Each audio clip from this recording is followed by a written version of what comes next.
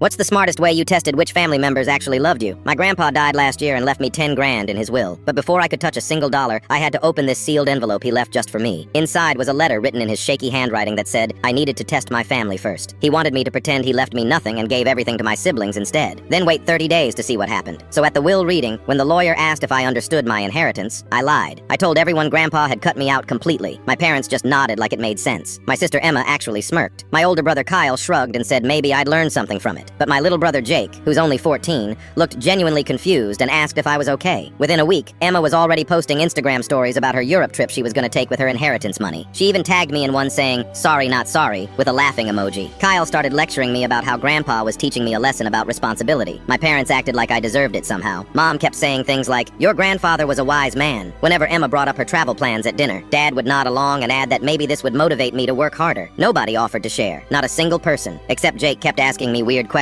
like if I had enough money for groceries, and if I wanted him to lend me his birthday cash. He was literally the only one who seemed to care that I might be struggling. The 30 days felt like forever. Emma kept bragging about booking flights. Kyle started giving me advice about budgeting and finding cheaper apartments. My parents would make these pointed comments about learning to stand on your own feet, but Jake would slip me $20 bills when nobody was looking and offer to split his lunch money with me. On day 30, I invited everyone to dinner at Grandpa's old house. Emma showed up wearing a new designer purse she'd bought early with her inheritance money. Kyle brought printouts of job listings he thought I should apply for. After we ate, I pulled out the real will and Grandpa's letter. I read it out loud, word for word. The part that hit hardest was, find out who sees your worth when there's nothing to gain. Emma's face went white. Kyle started stuttering about how he was just trying to help motivate me. My parents looked like they wanted to disappear into the floor, but Jake started crying. Not because he was upset, but because he was relieved I wasn't actually broke. He said he'd been saving his allowance to help me pay rent, and was worried I'd have to drop out of college. Right then and there, I wrote Jake a check for $5,000. I told him Grandpa would have wanted him to have it for being the only one who actually cared about me as a person, and not just what I could give them.